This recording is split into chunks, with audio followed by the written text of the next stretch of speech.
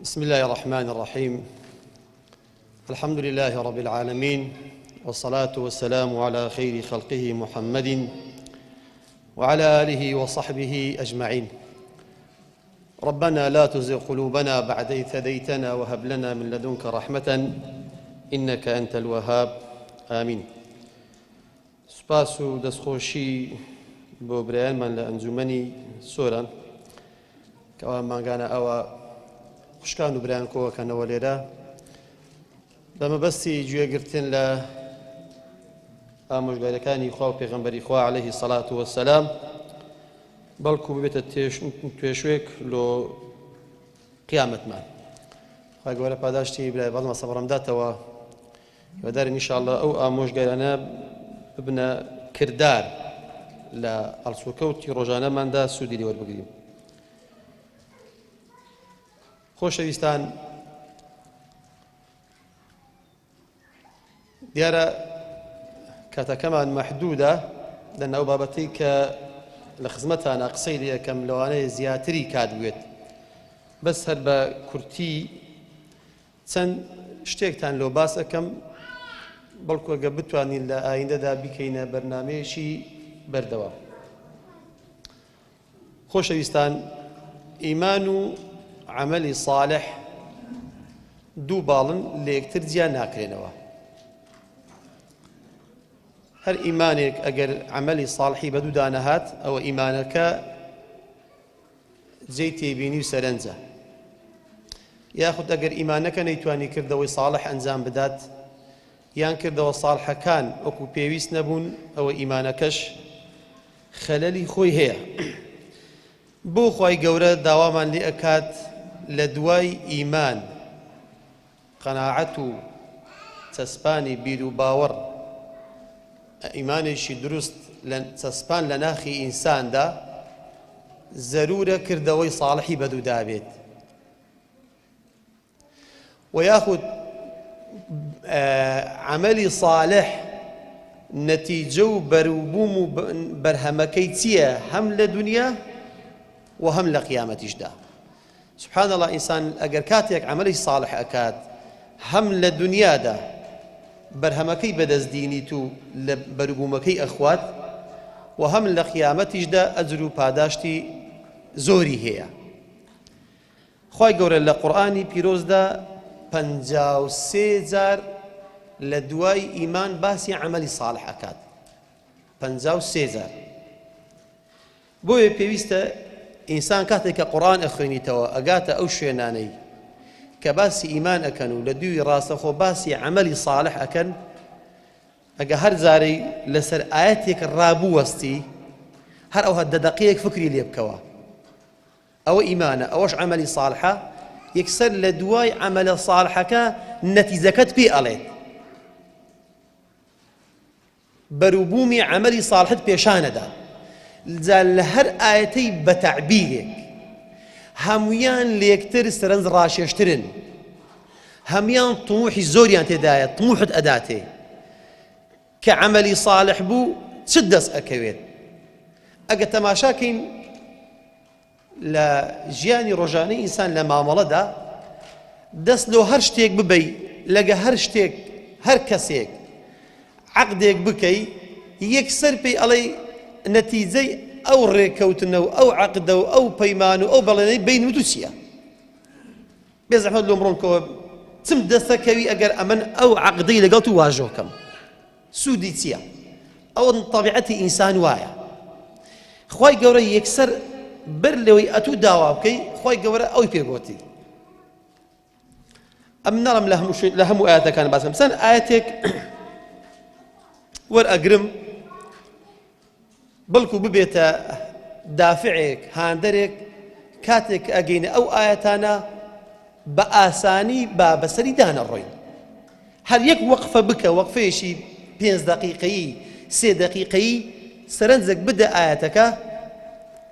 طموحی زۆرت ئەداتێ، زیاتر لەسەری ڕابوەستی، زیاتر بیخوێنیەوە.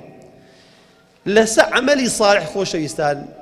لە هەموو ئاەتەکان کە لە هەر شوێنی بە تەعبیرێک هاتیە، بەڵام هەمویان یەک ئامانجیان هەیە. هەندێک ڕای جیاوازیە لە نێوان زانایان، عملی صالح چییە؟ ئەوەی کە کۆی ڕای زانایان و مفەسیران لۆی ئەسید بریتیە لە الفەرائض والنەوافل فەرزەکان و سونەتەکان یاخود بە کورتی ئەڵێن أي فعلة حسنة تدل على عمل صالح هر كردويك نيفرمو أو كردوية سبيد أي فعلة حسنة هر كردويش تاك باش بيت داخلي عمل صالح أبيت عكسك شيء هر كردويش خراب بيت داخلي عمل فاسد أبيت إنسان أجا عملي صالح بون سلم عملي دنيا سلم عملي قيامة كوملغا سود ليور أجريد بدرزيك لجياني روجانا دا خاونكشي للروجي قيامة دا خاوني باداشي تايبتا تماشا كان خوش تبيستان يكلو آتانا فاقرا فرميت والذين آمنوا وعملوا الصالحات أولئك أصحاب الجنة هم فيها خالدون والذين آمنوا أواني أهل إيمان وعملوا الصالحات خوا فرميت ست هي أولئك أصحاب الجنة أوانا هاوريان هاولاني بهشتن يكسر مش كيف يقولي يعني أولا إيمان نقولي تأويلي تدانية زو صريح واضحة إيمانتها بيو عمل الصالح بيت أولئك أصحاب الجنة هم فيها خالدون وإذا فرميت كأصحاب بهشتي وتيشي دا خالدي واتبهمي شيء تيدا أميني يوا خواهي قولة لشونش كيا أفرميت أعوذ بالله من الشيطان الرجيم وعد الله الذين آمنوا وعملوا الصالحات لهم مغفرة وأجر عظيم أو وعد إخوايا وعد الله حق ومن أصدق من الله قيلا وعد إخوة حقا سيدك لدنياي أجر كسيك وعدك تبي أداو بيمانك تبي أداه زۆر دڵخۆشی بە تایبەت ئەگەر لەلایەن کەسێکی ڕازگۆ وەعدێکت پێ بدرێت موژدەیەکت پێ بدرێت چاوەڕێیەکی کەنجین ئەو موژدەیە ئەو پەیمانە وعدەیە تەحقیقە بی وعدەی خوا فەرمێت وعد الله الذين آمنوا وعملوا الصالحات خوا پەیمانی دایە وعدەی دایە بەڵێنی دایە کەسێ باوەڕدار بی و عەمەلی صالح بیت لهم مغفرة ئێستا پێی گوتی ئەگەر وابی ئەتوێشێکی لەو دەزانی کە خوالت خۆش بووە مژدەی زۆر گەورەی خۆشەویستان واللهی زۆر گەڕام بە دوای ئەوەیدا بەس بزانم عەمەلی صالح چییە دەبی شتێک بی زۆر زۆر زۆر زۆر گەورە بی هەموو کەس پێی نەگات لە ئەنجامدا لۆم دەرکەوت زۆر ئاسانە هەموو کەسێ پێی ئەگات وعملوا الصالحات لهم مغفرة وأجر عظيم نەکەر لێ خۆشبوونێک بڵێ ئەوە لێت خۆش بوو بڕۆ بەهەشت خۆشەویستان لە ناو بەهەشتیشدا ئەجری عەظیم و عەظیمتر هەیە یەکێک لە ئاڕای مفەسیرین ڕەحمەتی خوان سەر بێ ئەفەرمون العمل الصالح تنال درجات الجنة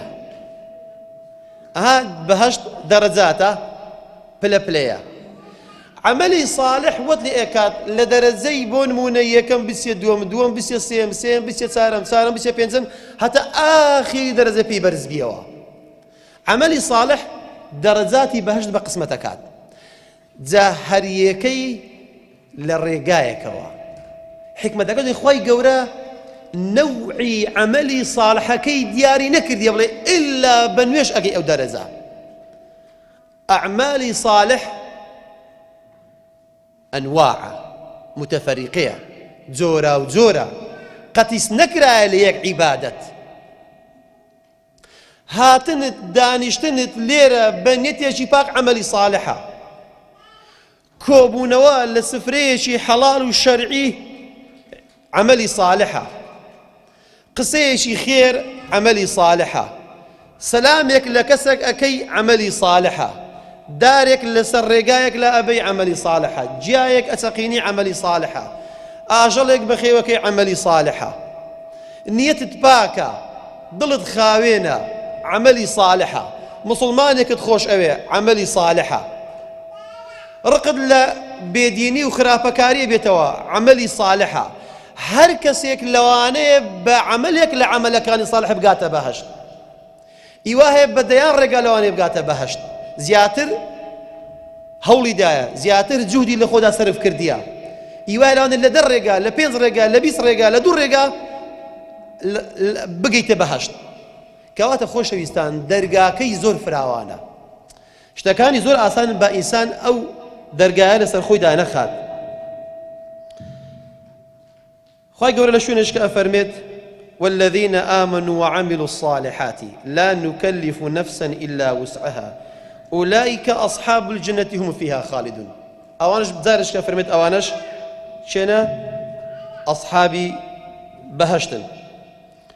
خواهي قورا فرميت الذين آمنوا وعملوا الصالحات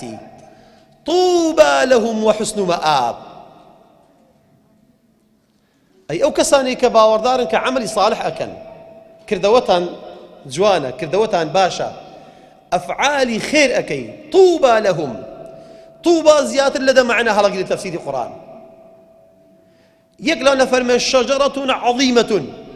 داريشي زور قوري ببر لو كسيك عمل صالح. ايش شكل تفسير كاني وحسن مآب باشترين وشاكترين شوين كإنسان بدستي بيني فردوسي أعلايا أو